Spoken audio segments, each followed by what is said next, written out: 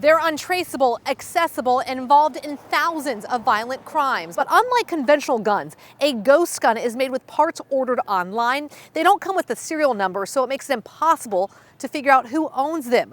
That's why they're called ghost guns. But here in Tarpon Springs, detectives were able to figure out how a convicted felon purchased and built his own ghost gun. In this multi-part investigation, we discover he's not the only felon that's made the purchase online after being banned in-store from purchasing guns. The latest federal data shows the state of Florida ranks 5th in the country for ghost guns recovered at crime scenes. The Supreme Court ruled that some of the parts used to make ghost guns can be regulated. The latest federal data shows in 2023, more than 2,000 kids under 17 were found with ghost guns. We've found children have gone online, purchased these kits themselves, and used the ghost guns in crimes all across the country, including murder. Yet another school shooting. This time, it happened in California. 15-year-old Gracie Muehlberger was one of the students killed on that November day. A day. Yeah. Her dad, Brian, remembers in vivid detail. At some point, a doctor comes in, a surgeon, and he sits across from me as close as I am to you, maybe closer. These rooms are really small. And he gives you that blank stare, saying, yeah, and I'm just literally looking at him and I'm like, just don't tell me, don't say this, I'm like, I don't want to hear this, and he's just as cold could be, probably trying to keep his own emotions in. I've spoken to him since. He's given me a lot of the details of that morning, because it was really hard on him as well. And then he just tells me, we worked on your daughter for an hour and a half and we did everything we could and she didn't make it.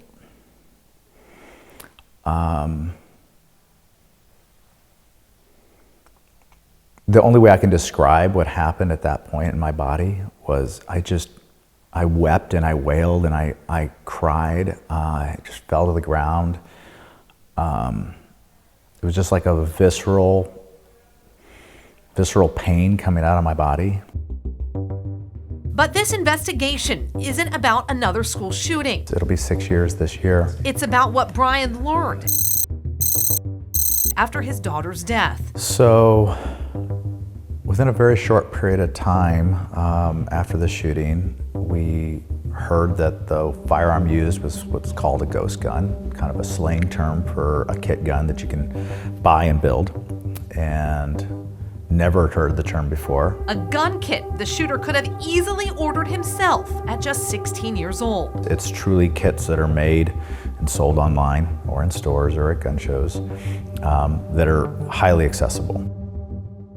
Our investigation has uncovered kids have purchased gun kits online. How many? Well, the latest data from the Bureau of Alcohol, Tobacco, Firearms, and Explosives, otherwise known as ATF, shows from 2022 to 2023, more than 2,300 juveniles under the age of 17 were found with a ghost gun. Digging through court documents and lawsuits, we found ghost guns have been involved in the deaths of kids from Minnesota to Georgia to Florida. It happened in Fort Myers and also Vero Beach, where teens were handling a ghost gun in a boy's bedroom. Apparently he had put together over a period of a year. His mother knew about that.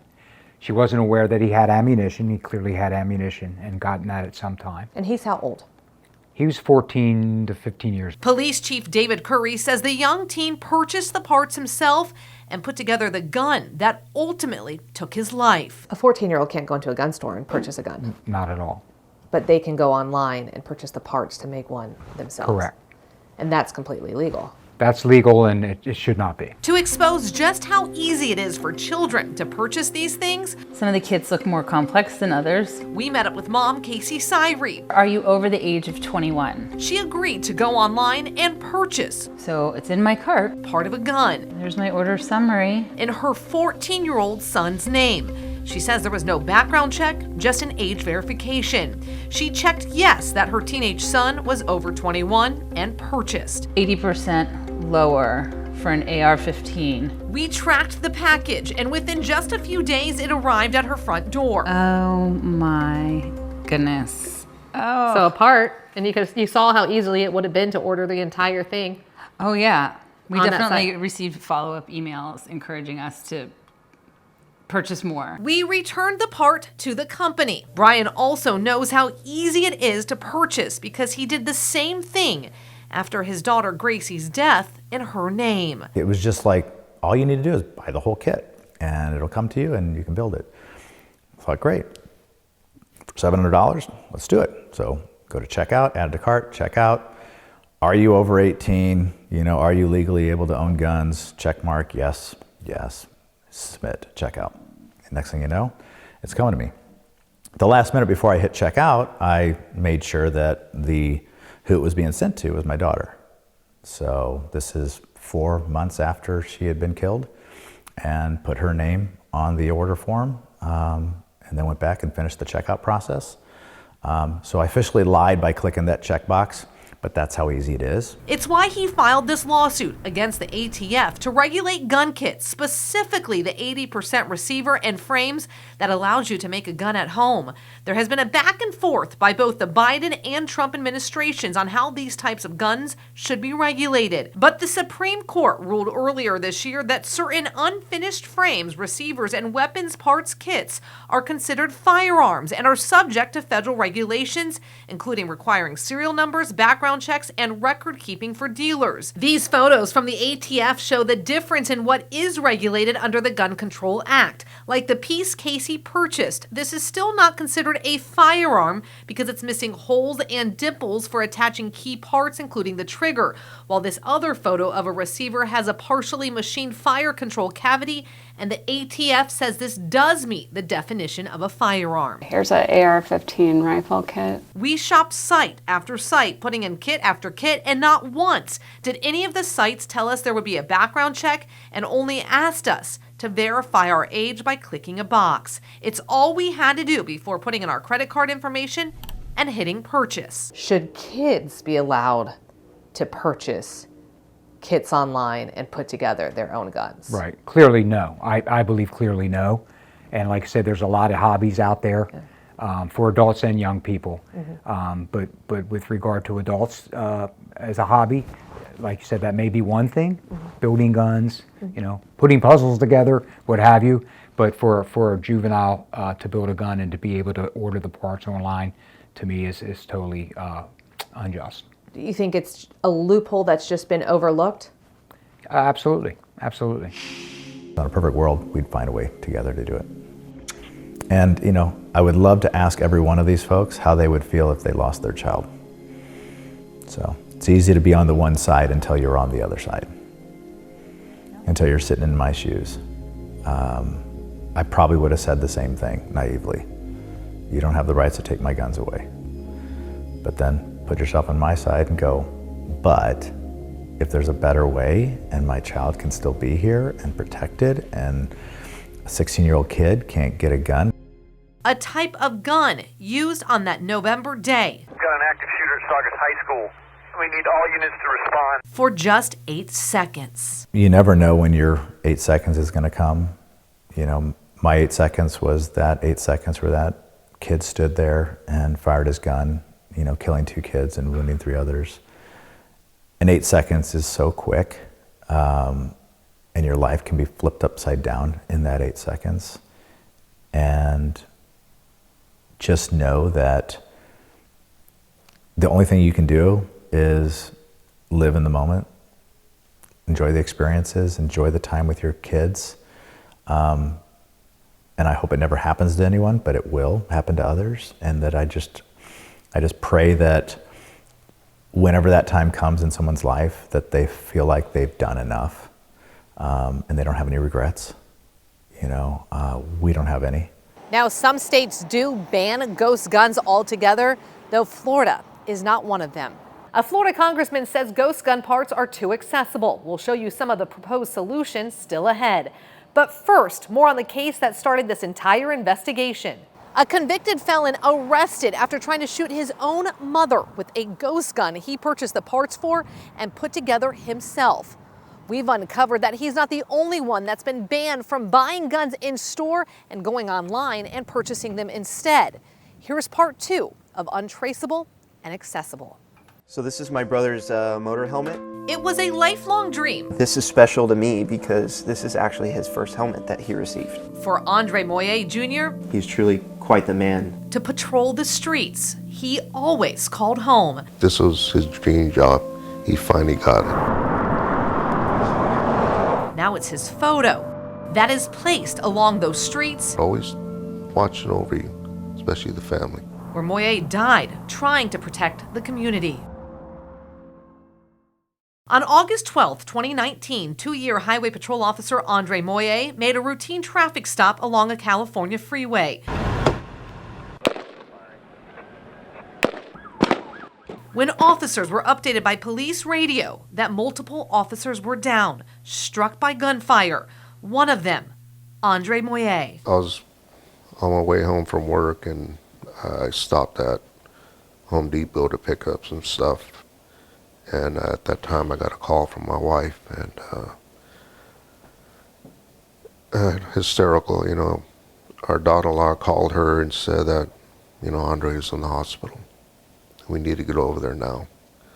So I was only about a mile from home and raced over to the house, picked up my wife, and you know, we're racing down the freeway. When I pulled up, officers approached us and I told them who we were. And, you know, they took my wife and then they escorted me also. And the hard part was that we weren't heading towards a hospital. We're heading towards one of the portables that are outside. And I knew that it was going to be bad. And of course, walking in that door and seeing my wife, my daughter-in-law, everybody in there, you know, just a chaos, crying, screaming. Of course, you know, he already passed. Very difficult. It's something that still stings. Even talking about it now, it's been 6 years. His 6-year anniversary just passed. And we still have a hard time collecting ourselves. So it's definitely not going to get any easier, but you learn to live with it. You learn to live with it, and because we have our faith in Jesus Christ, we know where he's at now, and we find a lot of comfort in that. The man responsible, Aaron Luther, was killed in a shootout with police. He was a convicted felon with an extensive criminal history, including a 12-year prison sentence for second-degree murder and burglary. Police say Luther used this assault rifle made from parts ordered online. They are just as lethal as regular firearms, and you can purchase anything from one-shot firearms up to essentially an AK-47 kit. A ghost gun is put together from parts in a kit. There is no serial number, often making them untraceable and impossible for police to figure out exactly where they came from. Between 2016 and 2020, the appearance of ghost guns, or the seizure of ghost guns at crime scenes, rose almost 400%. Around 70,000 ghost guns were seized at crime scenes during that time period. So their presence is only increasing. Since the kits are not actual guns, there was no background check or verification of who was making the online purchase. That means although Luther was a convicted felon and would have been banned from buying a gun in a store, nothing was stopping him from purchasing the ghost gun parts online. The only limitation is being able to buy something on the internet and having a credit card to pay it with. So it's just as easy as buying anything else. We explained this to Officer Moye's family, who are huge supporters of the Second Amendment and the right to bear arms. Do you think when it comes to purchasing these ghost gun kits online, there should be something that would stop somebody like a convicted felon from being able to purchase one online? Absolutely. While police have not said if Luther was the one that bought the parts for the rifle that killed the officer, our investigation has uncovered convicted felons have gone online, typed in their name, and used the gun they put together in crimes across the country. He left the gun there? I'm thinking he did play around and it double fed. So he was out here and went back inside, ditched the rifle, and then got in the car and left. In Tarpon Springs, Florida. Previous charges for... He's a sex offender, gang member, one of those. Yeah, prison gang member. Police found this rifle in James Sachowski's bedroom. But that wasn't your typical rifle. It was not your typical rifle. What kind of rifle was it? That rifle was a rifle that he ordered parts for online and built it himself. This receipt showing he purchased an 80% lower receiver and AR-15 jig kit. Anybody can do it. They're not doing background checks because the man that had this gun, he was a convicted felon, wasn't he? That's correct. Mr. Sachowski is a convicted felon in the federal court system.